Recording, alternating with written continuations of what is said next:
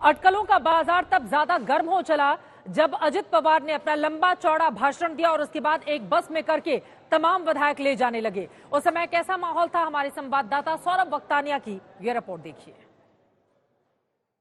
सारे जो एमएलएज इस वक्त अजीत पवार के कैंप के मीटिंग में मौजूद थे, अब उन सबको आप देख सकते हो यहाँ पर अब बस में भरकर ले जाया जा रहा है।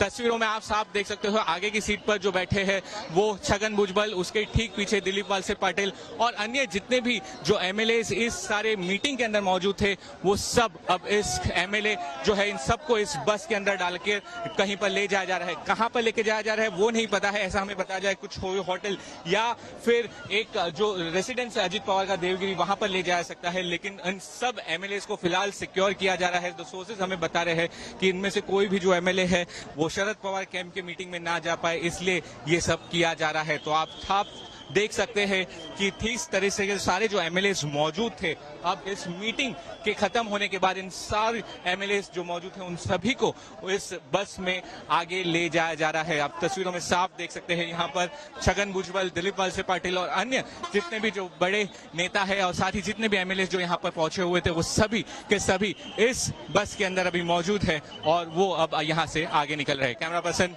गौरव के साथ सौरभ वक्तानिया, मुंबई आज तक।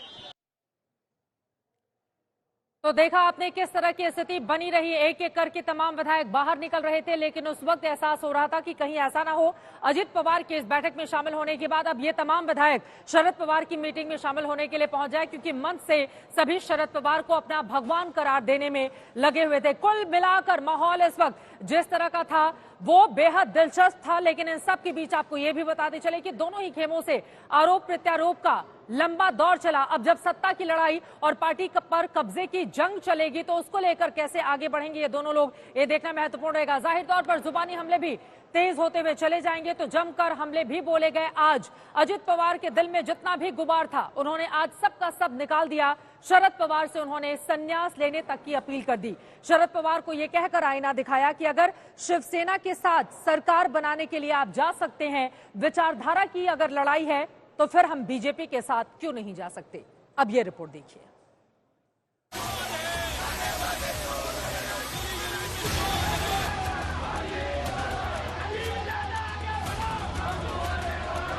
नॅशनलिस्ट काँग्रेस पार्टी एनसीपी ला काय म्हणायचे, नॅचरली करप्ट पार्टी।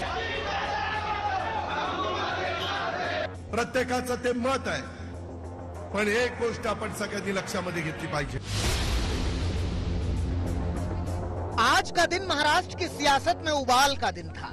एक तरफ शरद पवार अपने भरोसे का इकबाल बुलंद कर रहे थे, दूसरी ओर अजीत पवार अपनी ताकत का शक्ति प्रदर्शन। शुरुआत अजीत पवार ने इसी बात से की कि शरद पवार से उन्होंने राजनीति के गुर सीखे हैं। उनकी छत्र छाया में रहने से अजीत पवार को परहेज नहीं। ही वेळ आपल्यावर राष्ट्रवादीवर का आली? आपण सगळ्यांनी इतके दिवस मला आठवतंय एकंदरीतच मी राजकीय जीवनामध्ये काम करत असताना साहेबांच्या छत्रछायेखाली आणि मार्गदर्शनाखाली मी तयार झालेलो आहे, मी घडलेलो आहे। ह्याच्याबद्दल माझ्या मनामध्ये तिळमात्र शंका नाही। परंतु साहेब आपल्या सर्वांचे श्रद्धास्थान आहे। मगर जैसे जैसे बात आगे बढ़ती गई वैसे वैसे अजीत पवार का लहजा तल्ख होता गया।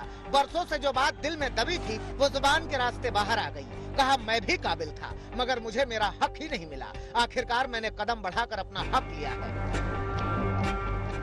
इसके बाद तो अजीत पवार रौ में आ गए, बोलने लगे तो बोलते गए, जो जो मन में आया सब कहा। अजीत पवार से सवाल किया कि अगर विचारधाराओं की ही बात है तो फिर 2019 में शिवसेना के साथ महाअघाड़ी सरकार क्यों बनाई? अगर शिवसेना के साथ सरकार बना सकते हैं तो फिर बीजेपी के साथ सरकार बनाने में बुराई ही क्या है?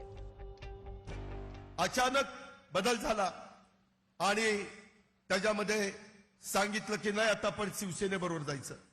मला सांगा 2017ला शिवसेना जातीवादी म्हणून त्यांच्या बरोबर जायचं नाही, असं काय चमत्कार झाला की दोन वर्षांनी शिवसेना मित्र पक्ष झाला आणि ज्या भाजप बरोबर जाणार होतो तो भाजप जातीवादी झाला।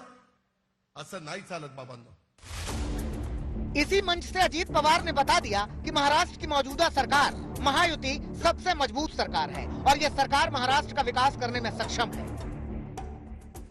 मित्रांनो, आता जो निर्णय घेतलाय भाजप, शिवसेना, शिंदे आणि राष्ट्रवादी काँग्रेस पक्ष, बहुमत प्रचंड आहे. हे सगळं करत असताना मंत्रिमंडळामध्ये आता 9 जणांना संधी मिळालेली आहे. पुढेही त्या ठिकाणी संधी मिळणार आहे. अजित पवार ने यहाँ शरद पवार को एक और संदेश दिया कि महाराष्ट्र के विकास के लिए हमने पार्टी बनाई है और अगर राज्य का विकास करना है तो फिर सत्ता में रहना होगा. विपक्ष में रहकर राज्य का विकास नहीं हो सकता.